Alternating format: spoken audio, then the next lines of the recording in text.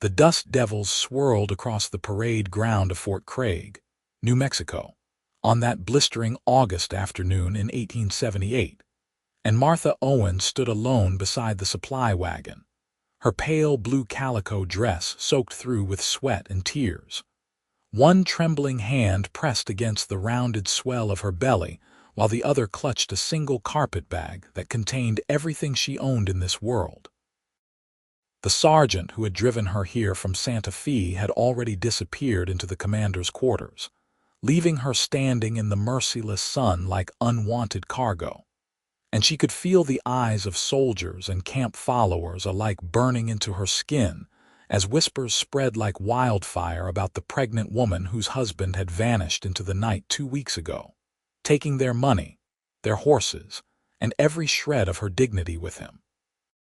Martha had been married only 4 months when Thomas showed his true colors. The charming merchant who had swept her off her feet in St. Louis turned out to be a gambling drunk who owed money to half the territory. When the debts caught up with him in Santa Fe, he had simply left her sleeping in their rented room and disappeared. The landlady gave her 3 days before throwing her belongings into the street. With nowhere to go and no family left back east, Martha had begged the Army chaplain for help, and he had arranged for her transport to Fort Craig, where she had a distant cousin who worked as a laundress. Except when she arrived, the laundresses informed her that Cousin Sarah had died of fever 3 weeks prior, and there was no room for another mouth to feed, especially one carrying a child. The sun beat down relentlessly, and Martha felt her knees begin to buckle. Black spots danced at the edges of her vision, and she swayed where she stood, her carpetbag slipping from nerveless fingers. The last thing she heard before the darkness took her was the sound of boots running across packed earth and a deep voice calling out an alarm. She woke to the sensation of cool water on her face and the blessed relief of shade. Her eyes fluttered open to find herself lying on a cot inside a tent, and a man was kneeling beside her, pressing a damp cloth to her forehead. He was perhaps 26 or 27, with sun-bronzed skin and dark hair that curled slightly at his collar. His eyes were the color of sage in spring, a soft gray-green that held genuine concern, and when he saw her looking at him, his weathered face broke into a relieved smile. "Easy now," he said, his voice a warm baritone with the soft drawl of someone who had spent years under western skies. "You took quite a fall out there. How are you feeling?" Martha tried to sit up, but he placed a gentle hand on her shoulder. "The baby," she whispered, fear clutching at her heart, "is fine, I think, but you need to rest. When did you last eat something?" The question made her realize she could not remember. Yesterday morning, perhaps. She had been too anxious about arriving at the fort to stomach the hardtack the sergeant offered during the journey. The man seemed to read the answer in her face, because he stood and moved to a small table where a tin plate sat covered with a cloth. He brought it back to her, revealing bread, cold meat, and an apple. "I was about to have my dinner when I saw you fall," he said. "Please eat. You need your strength." Martha's stomach clenched with hunger at the sight of real food, but pride made her hesitate. "I cannot pay you. I did not ask you to." His tone was matter-of-fact, without a trace of pity that might have wounded her further. "My name is Grant Owens. I work as a scout for the Army, but I am not military myself. I keep a camp just outside the fort." The surname made her blink in surprise. "Owens, that is my married name as well. Is it now?" He settled back on his heels, studying her with those perceptive eyes. "Where is your husband, Mrs. Owens?" The kindness in his voice broke something inside her, and the whole sordid story came tumbling out between bites of bread and meat. She told him about Thomas, about the debts and the abandonment, about her dead cousin and the laundresses who would not help. She told him everything except her first name, which she had not yet offered, and he did not press her for it. He simply listened, his expression growing darker as the tale unfolded, though his anger seemed directed at Thomas rather than at her. When she finished, he was quiet for a long moment. Then he stood and held out his hand to her. "Can you walk?" she nodded, taking his hand and rising carefully from the cot. He kept a steadying hand at her elbow as he led her out of the tent. The sun was lower now, painting the desert in shades of amber and gold. He guided her past the fort's outer buildings to where a sturdy horse was tethered, and beyond that, a well-kept camp with a large canvas tent, a wagon and a fire pit ringed with stones. "This is my place," Grant said simply. "It is not much, but it is comfortable and it is mine. No one from the fort bothers me here, and I answer to no one but myself." He turned to face her fully, his gray-green eyes serious and steady. "You are both safe here now. You can stay as long as you need until you figure out what you want to do next. I will not ask anything of you except that you rest and take care of yourself and that baby." Martha stared at him, unable to process such unexpected generosity from a complete stranger. "Why would you do this? You do not even know me." "I know enough," Grant said quietly.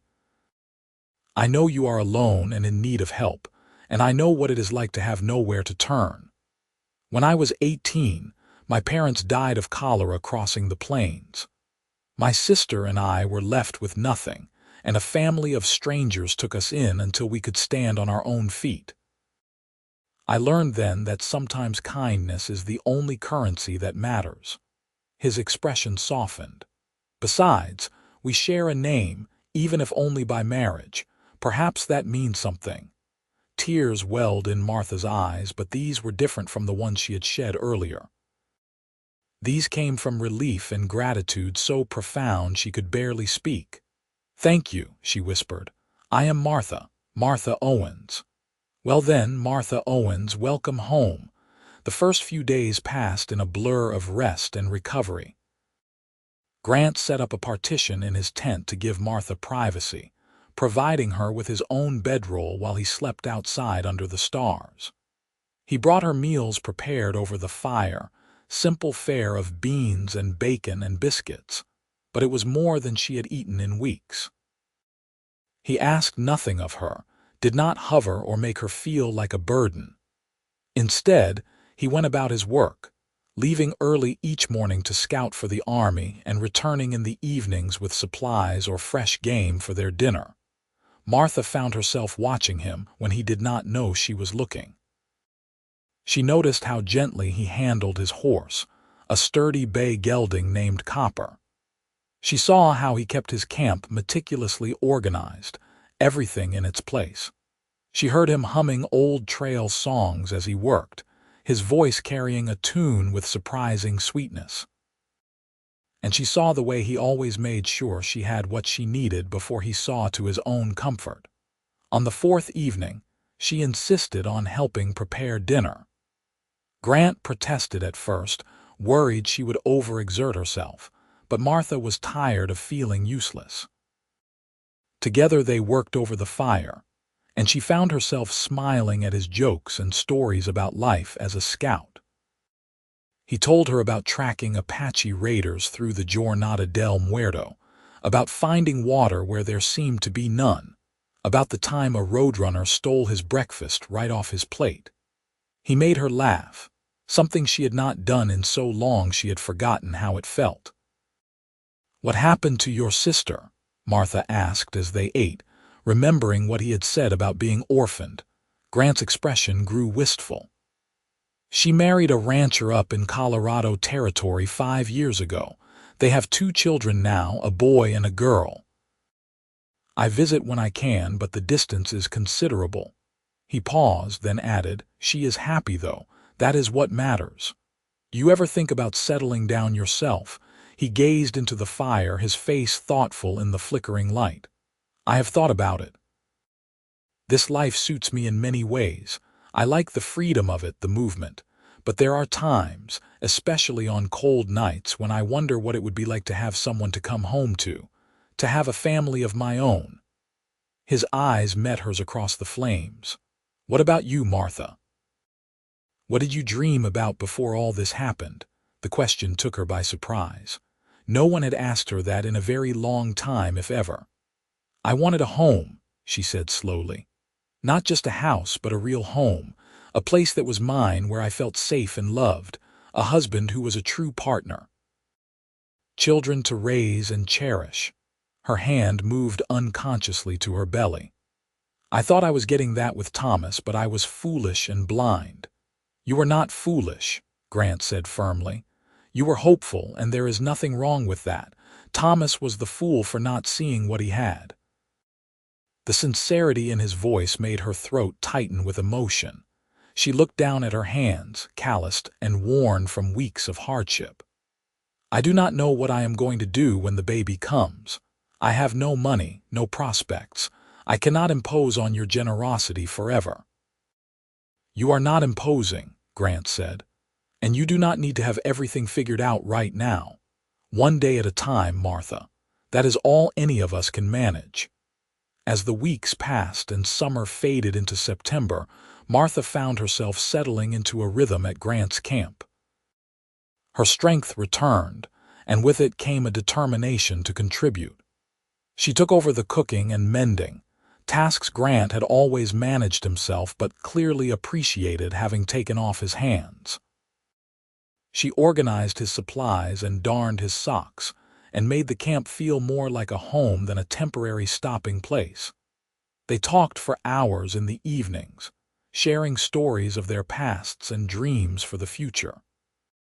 Martha learned that Grant had taught himself to read during long winter months trapped in a lined shack, that he had a weakness for peppermint sticks, and that he sent most of his wages to his sister to help with her ranch. Grant learned that Martha could sing like a meadowlark, that she had once dreamed of being a teacher, and that she missed the green hills of Missouri where she had grown up. One evening in late September, after a dinner of roasted rabbit and wild onions, Grant cleared his throat awkwardly. "Martha, I have been thinking. When the baby comes, you will need proper help.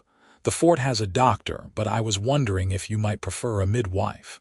There is a woman in Truth or Consequences about 40 miles south of here. Her name is Mrs. Chen, and she has delivered half the babies in that territory. I could take you there when your time gets closer if you would like." Martha was touched by his thoughtfulness. "You have already done so much for me, Grant. I cannot ask you to do more." "You are not asking, I am offering." He met her eyes, and there was something in his expression that made her heart skip. "I want to make sure you are both all right. That matters to me." "Why?" The question escaped before she could stop it. "Why do you care so much? I am nothing to you, just a burden you took on out of kindness." Grant leaned forward, his elbows on his knees, his gaze intense. "You are not nothing, Martha. And you are certainly not a burden. You are brave and strong and kind, and you have made this camp feel like more than just a place to sleep between jobs. You have made it feel like home."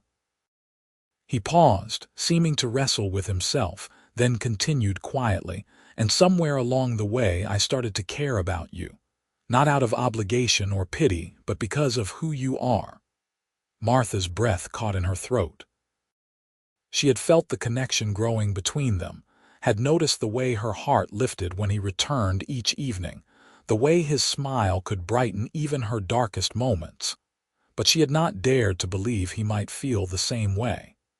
"Grant, I am carrying another man's child. I have nothing to offer you." "You have everything to offer," he said simply. "And that child deserves a father who will love them, not a coward who ran away. If you will let me, I would like to be that father.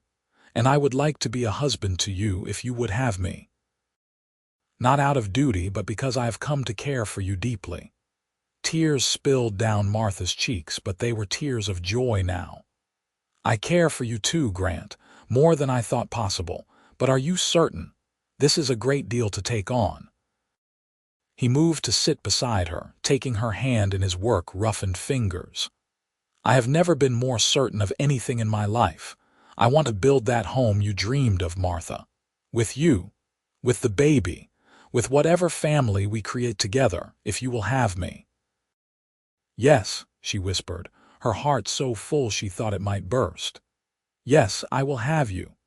He cupped her face gently in his hands and kissed her, soft and sweet and full of promise. When they pulled apart, both of them were smiling through their tears. 2 weeks later, they rode into Truth or Consequences, with all of Grant's possessions packed into his wagon. The town was small but growing, a cluster of adobe buildings and wooden storefronts along the Rio Grande. Grant had saved enough over the years to buy a small plot of land on the edge of town, and he spent his days building them a house while Martha stayed with Mrs. Chen, the midwife who had agreed to take her in until the baby came. Mrs. Chen was a tiny Chinese woman with iron-gray hair and sharp eyes that missed nothing. She had come west with her husband during the railroad boom and stayed after he died, using the midwifery skills passed down from her mother and grandmother. She took one look at Martha and Grant and nodded approvingly. "Good man," she said simply, patting Grant's arm. "You take care of her." "I intend to," Grant replied, his hand resting protectively on Martha's back. The house rose quickly under Grant's capable hands. It was not large, just 3 rooms with a covered porch, but he built it with care and attention to detail. Martha visited each day as her condition allowed, watching the walls go up and imagining the life they would build within them. In early October, Grant rode to the fort to inform the commander he would no longer be scouting. He had a family to think of now, he explained, and he would be starting a freight business instead, hauling supplies between Truth or Consequences and the surrounding settlements. On a crisp November morning, with the cottonwoods along the river turned to gold, Martha's labor began. Mrs. Chen sent word to Grant, who paced outside the small adobe house like a caged mountain lion. The birth was long and difficult, and more than once Grant heard Martha cry out in pain, each sound cutting through him like a knife. He had faced down hostile raiders and survived sandstorms and gone days without water, but nothing had ever terrified him like the thought of losing her. Finally, as the sun began to set, he heard a different sound. The thin, outraged wail of a newborn baby. His heart leaped into his throat and he pressed his hands against the door, waiting. It felt like an eternity before Mrs. Chen emerged, her weathered face creased in a smile. "You have a daughter," she said, "and your wife is asking for you." Grant stumbled into the room, his legs weak with relief. Martha lay on the bed, her hair damp with sweat and her face pale but radiant. In her arms was a tiny bundle wrapped in a soft blanket. She looked up at him with such love in her eyes that he felt his own fill with tears. "Come meet your daughter," she whispered. He crossed to the bed and sank down beside her, gazing at the impossibly small face peeking out from the blanket. The baby had downy dark hair and delicate features, and even as he watched, she opened her eyes to reveal them as blue as a summer sky. "She is perfect," Grant breathed. "You are amazing." "We should name her," Martha said softly. "I was thinking Grace, if that suits you." "For the grace that brought us together." "Grace," he repeated, testing the name. "Grace Owens. It is perfect." He wrapped his arm around Martha's shoulders, drawing her close as they gazed at their daughter together. In that moment, despite all the hardship and heartache that had brought them to this point, Grant knew they had found exactly what they were meant to find. Not just each other, but a family and a future worth building. A week later, when Martha was strong enough, they stood before the minister in the small church in Truth or Consequences and spoke their vows. Martha wore a simple dress that Mrs. Chen had helped her sew, cream-colored calico with blue trim. Grant wore his best clothes, his hair neatly combed and his boots polished to a shine. Grace slept peacefully in Mrs. Chen's arms as her parents promised to love and cherish each other for all their days. When the minister pronounced them husband and wife, Grant kissed his bride with all the tenderness and passion in his heart. The small congregation, mostly neighbors and new friends they had made in town, applauded warmly. After the ceremony, they shared cake and coffee in the church hall, and Grant could not stop smiling. He had Martha on his arm, Grace cradled against his chest, and a home waiting for them. It was more than he had ever dared to dream. They moved into the house the next day, and Martha cried happy tears as Grant carried her over the threshold. It was not grand or fancy, but it was theirs. The main room served as kitchen and living area, with a stone fireplace Grant had built himself. The bedroom was just big enough for a bed and a cradle, and the third room would serve as storage until they needed it for something else. Grant had even built a rocking chair for the porch, where Martha could sit and nurse Grace while watching the sunset over the river. Life settled into a new rhythm. Grant's freight business grew steadily as word spread that he was reliable and fair. He made runs to the fort and to Silver City, and to the small ranches scattered across the territory. Martha managed the house and cared for Grace, who proved to be a healthy, happy baby with a powerful set of lungs when she was hungry. In the evenings, Grant would come home to find dinner waiting and his wife and daughter ready to greet him, and each time he marveled at his good fortune. The first winter was hard, as winters in New Mexico could be. The wind howled down from the mountains, and frost coated the windows in intricate patterns. But the house stayed warm, and on the coldest nights, Grant would hold Martha close under their quilts while Grace slept in her cradle nearby. They talked about everything and nothing, making plans for the future and remembering the past.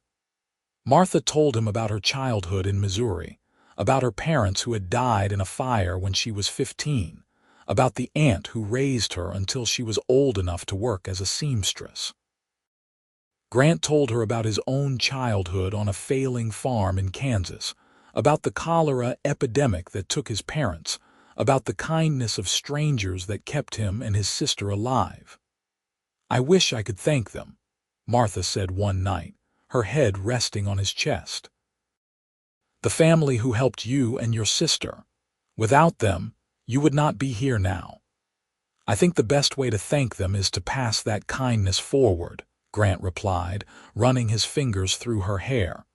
"The way I hope Grace will do someday when she is grown." "You are a good man, Grant Owens." He kissed the top of her head. "You make me want to be better." Spring brought renewal to the desert. Wildflowers bloomed in impossible colors, and the river ran high with snowmelt from the mountains. Grace was 6 months old and starting to sit up on her own, delighting her parents with gummy smiles and babbling laughter. Martha planted a garden behind the house, coaxing tomatoes and squash and beans from the sandy soil.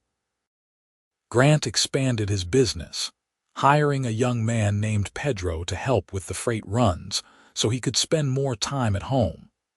One warm April evening, as they sat together on the porch watching Grace play with a wooden rattle Grant had carved, Martha took his hand and placed it on her belly. He looked at her in surprise, then understanding dawned in his eyes. "Another baby?" he asked, his voice full of wonder. She nodded, her face glowing with happiness. "Mrs. Chen confirmed it yesterday. I wanted to be certain before I told you. Are you pleased?" He pulled her into his arms, laughing. "Martha, I am overjoyed. Another child, our child." She understood his meaning. Grace would always be his daughter in every way that mattered, but this baby would be theirs from the beginning, created from their love. "It will be born in the winter, Mrs. Chen thinks. Perhaps December or early January. Then I had better start building that second bedroom," Grant said, grinning. The months that followed were some of the happiest of Martha's life. Her pregnancy progressed smoothly, and she bloomed with health and contentment. Grant doted on her, bringing her special treats from his freight runs and rubbing her swollen feet in the evenings. Grace grew into a lively toddler, taking her first steps in July and speaking her first word, Dada, in August. Grant wept openly when she called him that, and Martha held them both, her heart so full of love she thought it might overflow. In September, a letter arrived from Grant's sister in Colorado. She and her family would be coming for a visit in October, she wrote, as they had business in Santa Fe and could easily make the journey south. Grant was thrilled at the prospect of seeing her again and introducing her to his wife and daughters. When Sarah and her family arrived in a dusty wagon one October afternoon, Martha understood immediately why Grant spoke of his sister with such love. Sarah was tall and strong, with the same gray-green eyes as her brother and a warm, genuine smile. Her husband, James, was a quiet man with kind eyes, and their 2 children, a boy of 8 and a girl of 6, were well-mannered and curious. "So you are the woman who finally tamed my wandering brother," Sarah said, embracing Martha warmly. "I never thought I would see the day." "I did not tame him," Martha laughed. "He chose to settle down." "Because of you," Grant interjected, wrapping an arm around his wife's expanded waist.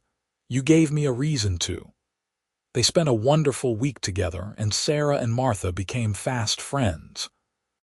Sarah shared stories of Grant as a boy, stubborn and protective, and always getting into scrapes trying to defend her. Grant blushed and protested, but Martha loved learning more about the man she had married.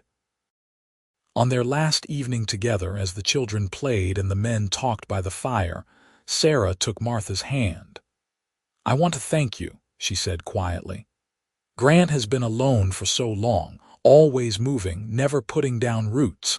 I worried about him, but I can see he is happy now, truly happy. You have given him the family he always deserved."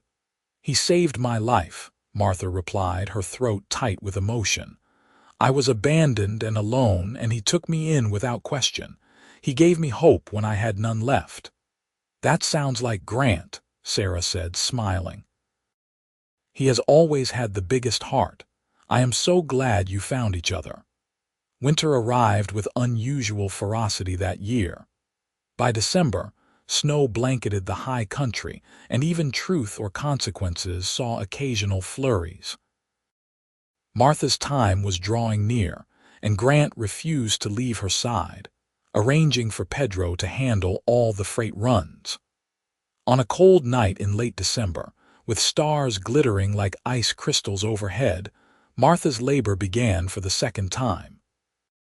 This birth was easier than the first, and Grant was able to stay with her throughout, holding her hand and murmuring encouragement. When their son finally arrived, red-faced and howling his displeasure at the cold world, Grant laughed through his tears. "He has got strong opinions already," Martha said weakly, exhausted but elated. "He is perfect," Grant breathed, cradling the baby with gentle hands. "Absolutely perfect." They named him Samuel after Grant's father, and from the beginning he was different from Grace. Where she had been placid and easy, Samuel was demanding and energetic, keeping them awake at all hours. But neither parent minded. They took turns walking him around the house on sleepless nights, and Grace, now a toddler, was fascinated by her baby brother, wanting to help with every task. As Samuel grew, the family flourished. Grant's freight business became one of the most successful in the territory. He hired more men and bought more wagons, eventually expanding to passenger transport as well. Martha became known in Truth or Consequences for her kindness and generosity, always the first to help a neighbor in need. She taught Grace to read and write, passing on the dream of education she had once held for herself. On their 5th wedding anniversary, Grant surprised Martha with a trip. He arranged for Mrs. Chen to watch the children, who were now 4 and 2, and he took his wife to Santa Fe for a week. They stayed in a real hotel, ate in restaurants, and walked through the plaza hand in hand like young lovers. One evening, as they sat together watching the sun set over the mountains, Martha leaned against his shoulder with a contented sigh. "You ever regret it?" she asked softly. "Taking me in that day at the fort. Your life would have been simpler without us." Grant turned to look at her, his eyes serious and full of love. "Martha Owens, that was the best decision I ever made in my life. You and our children are everything to me. My life before you was empty in ways I did not even realize. You filled all those empty spaces with love and laughter and purpose." He lifted her hand to his lips, kissing her knuckles gently. "I thank God every day that I was there when you needed help, and I thank Him even more that you agreed to stay." "There is nowhere else I would rather be," she whispered, kissing him deeply. Years continued to pass, each one bringing new joys and challenges. Grace grew into a thoughtful, intelligent child who loved books and learning. Samuel was adventurous and bold, always getting into mischief but with a heart of gold. When Grace was 8 and Samuel was 6, Martha gave birth to twin girls, Emma and Rose, who arrived early one morning in May with the desert blooming around them.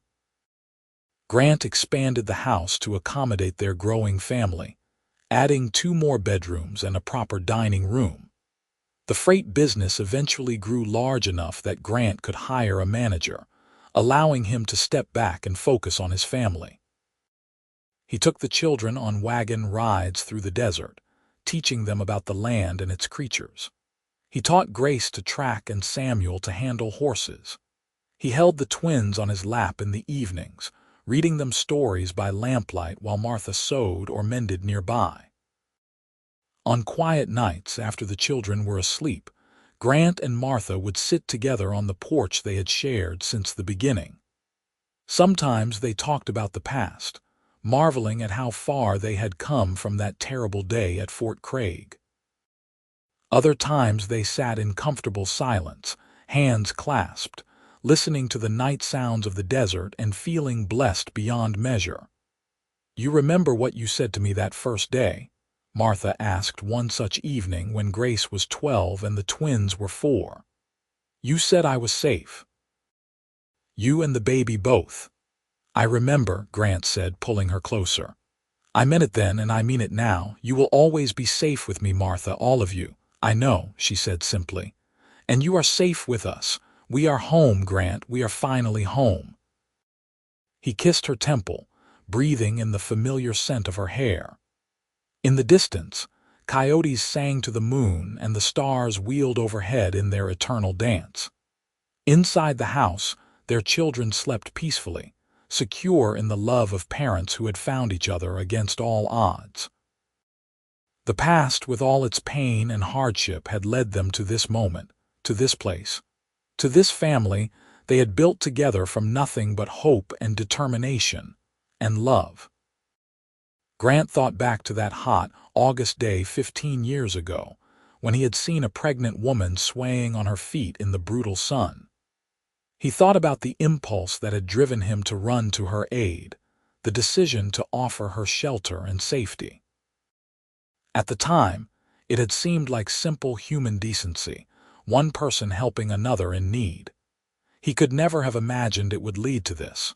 A wife he adored, 4 beautiful children, and a life richer and fuller than anything he had dreamed possible. "What are you thinking about?" Martha asked, sensing his reflective mood. "I am thinking about how one moment can change everything," he said. "One choice, one act of kindness, one person brave enough to accept help when they need it. I am thinking about how grateful I am that our paths crossed when they did." "I am grateful too," she said, her voice thick with emotion. "You saved me, Grant. In every possible way you saved me." "We saved each other," he corrected gently. "You gave my life meaning and purpose. You turned a lonely camp into a home and a wandering scout into a husband and father. We built this life together, Martha. Every day we choose each other and our family. That is what makes it real." She nodded against his shoulder, unable to speak past the lump in her throat. They sat there together as the night deepened around them, two souls who had found each other in the wilderness and decided to make something beautiful from the broken pieces of their pasts. Years continued their steady march forward. Grace grew into a lovely young woman who became a teacher in truth or consequences, fulfilling the dream her mother once held. Samuel followed in his father's footsteps, taking over the freight business and expanding it further. Emma showed a talent for healing and apprenticed with Mrs. Chen, who was growing old but still sharp as ever. Rose discovered she had a gift for music, her voice bringing joy to everyone who heard it. Martha and Grant grew older together, their hair turning silver and their faces mapping the years with lines earned from laughter and sun. But their love never diminished. If anything, it deepened with time, becoming richer and more profound as they weathered life's storms together and celebrated its triumphs side by side. On their 25th wedding anniversary, their children threw them a celebration at the house. The entire town seemed to turn out, testament to the respect and affection the Owens family had earned over the years. There was music and dancing and more food than anyone could eat. As the sun began to set, Grant stood and raised his glass, calling for quiet. 25 years ago, he said, his voice still strong despite his years, I made the best decision of my life. I asked a brave, beautiful woman to marry me, to let me be a father to her child, to build a life with me here in this wild, unforgiving land. She said yes, and every day since then has been a gift. He turned to Martha, his eyes shining with unshed tears. You are my heart, Martha Owens. You and our children are everything I could ever want or need. Here is to 25 more years, if God grants them, and to the love that has sustained us through everything. The crowd erupted in cheers and applause. Martha stood and kissed her husband, not caring who was watching, pouring all her love and gratitude into that single gesture. Around them, their children and grandchildren, yes. Grace had married and given them 2 beautiful grandchildren, smiled and celebrated the love story that had given them all life. As the party continued into the evening, Grant and Martha slipped away to their porch, their sanctuary, the place where so many important moments had unfolded. They sat in the rocking chairs Grant had built all those years ago, holding hands and watching the desert transform in the fading light. "Do you ever wonder what would have happened if I had not fallen that day?" Martha asked. "If you had not been there to catch me," Grant considered the question seriously. "I cannot imagine it," he admitted. "It feels like we were always meant to find each other. Like every choice I made, every trail I followed was leading me to that exact place at that exact moment." He squeezed her hand. "I believe in fate, Martha. I believe we were meant to be together." "So do I," she whispered. "So do I." They sat there as the stars emerged one by one, the same stars that had watched over them through courtship and marriage, through births and challenges, through every moment of joy and sorrow that life had brought. The house behind them hummed with the sounds of family and celebration.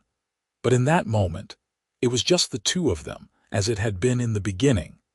Martha thought about the terrified, abandoned woman she had been, standing alone in the Fort Craig sun with nothing but a carpetbag and despair. She thought about the kind stranger who had run to help her, who had offered her safety and asked nothing in return. She thought about the journey they had taken together, from that first awkward evening to this moment of profound contentment and peace. "I love you," she said, the words as true now as the first time she had spoken them. "I love you too," Grant replied, lifting her hand to his lips. Always and forever, Martha, always and forever. The celebration continued late into the night, but eventually the guests departed and the children settled the house. Grace tucked her own children into the beds where she had once slept as a girl. Samuel banked the fire and made sure all was secure. The twins helped clean up, their laughter ringing through the rooms. And finally, when all was quiet, Martha and Grant retired to their bedroom, the same room where Grace and Samuel and the twins had all been born, where so much of their life had unfolded. As they prepared for bed, Grant caught sight of their reflection in the mirror, two silver-haired people who had weathered time together and emerged stronger for it. Martha came to stand beside him, and he wrapped his arms around her waist, resting his chin on her shoulder. "We did well," he said softly. "Did we not?" "We did," she agreed, covering his hands with hers. "We built something good and true and lasting. We gave our children a foundation of love to build their own lives upon. We made a difference in this world, Grant. Together we mattered." He turned her in his arms and kissed her forehead, her cheeks, her lips. "You have always mattered, Martha. From the moment I saw you, you mattered." They climbed into bed, and Martha nestled against her husband's side, her head on his chest where she could hear the steady beat of his heart. Outside, the desert night sang its ancient song, the same song it had sung for eons and would sing for eons more. But inside the house on the edge of truth or consequences, 5 souls slept peacefully, secure in the knowledge that they were loved and valued and home. The years that followed brought their share of changes. Mrs. Chen passed away peacefully in her sleep at the age of 86, and Emma took over her practice. Grace's husband was elected mayor of Truth or Consequences, bringing pride to the entire family. Samuel married a rancher's daughter and expanded the business into cattle transport. Rose sang at churches and gatherings throughout the territory, her voice becoming famous in its own right. The twins, ever close, worked together in the healing practice, carrying on Mrs. Chen's legacy. Martha and Grant became the patriarch and matriarch of not just their family but their entire community. People came to them for advice, for comfort, for the wisdom that comes from a life well lived. They never turned anyone away, remembering their own desperate beginnings and the kindness that had saved them. On a warm spring morning, when the desert was painted with wildflowers and the air smelled of sage and possibility, Grant sat on the porch and felt a familiar pain in his chest. He was 71 years old, and he had known for some time that his heart was failing. The doctor had told him months ago, but he had kept it from Martha, not wanting to worry her. But now, with the pain growing stronger, he knew his time was drawing to a close.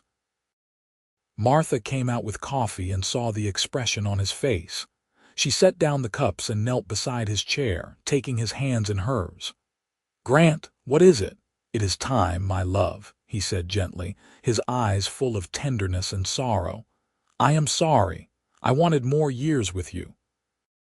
I wanted forever." Tears streamed down her face, but she did not fall apart. She had always been strong, his Martha, and she was strong now when he needed her most. "How long have you known?" "A while," he admitted. "But I wanted every moment we had left to be filled with joy, not fear." "Was that wrong?" "No," she whispered, climbing into the chair with him, something they had not done since they were young. She pressed against his side, and his arm came around her automatically. "No, you gave me the gift of happiness, but Grant, I cannot lose you. You are my heart." "And you are mine," he said, kissing the top of her head. "But Martha, listen to me. We have had a beautiful life together. We have raised 4 wonderful children who will carry our love forward into the world. We have built something lasting and good. When I am gone, you will grieve, but you must also live. You must continue to find joy and purpose. Promise me." "I promise," she sobbed, clutching him tightly. "But I will miss you every day. and I will be waiting for you," he said softly. "Whenever you are ready to join me, I will be there. But until then, live, Martha. Live fully and completely, the way you have taught me to live."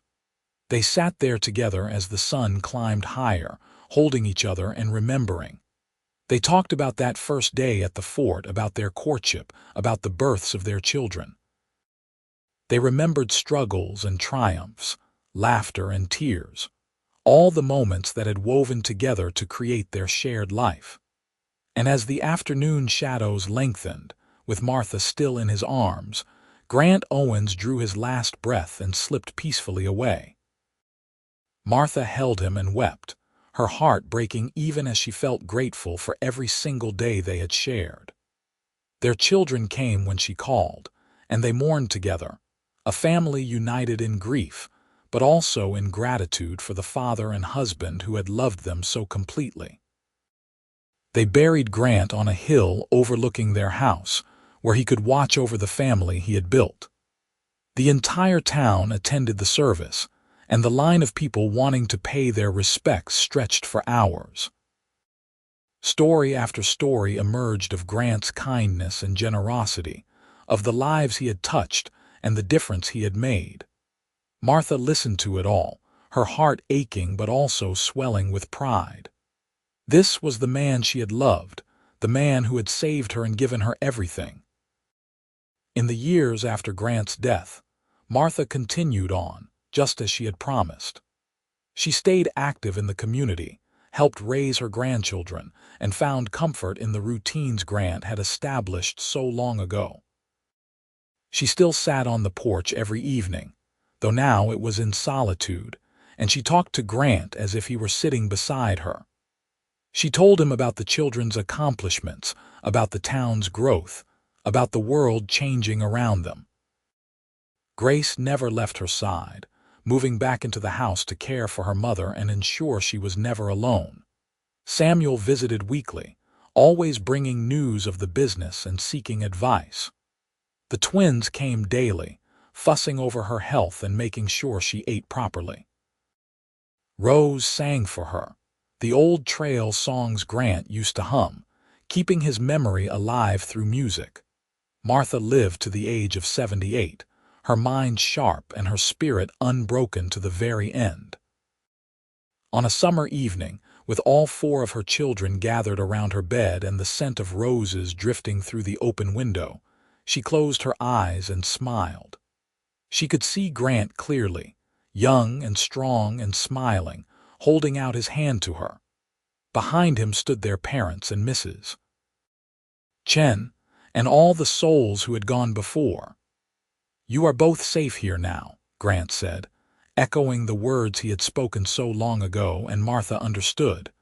The baby she had carried, Grace, was safe and grown and surrounded by family. And now Martha herself was safe, ready to rest after a life fully lived.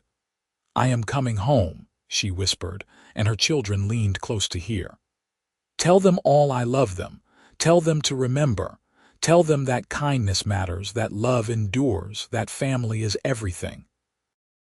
And with those final words, Martha Owens took her last breath and joined her beloved husband in whatever lay beyond. They buried her beside Grant on the hill, and the entire territory mourned the loss of a woman who had touched so many lives.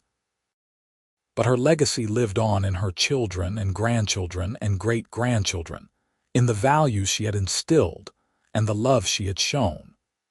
The house she and Grant built remained in the family for generations, and the story of how they found each other became legend. People told it on cold winter nights and warm summer evenings, the tale of the abandoned pregnant woman and the kind cowboy who took her in. They spoke of the love that grew between them, of the family they built, of the lives they touched. It became a story about hope in darkness, about second chances, about the transformative power of kindness and love.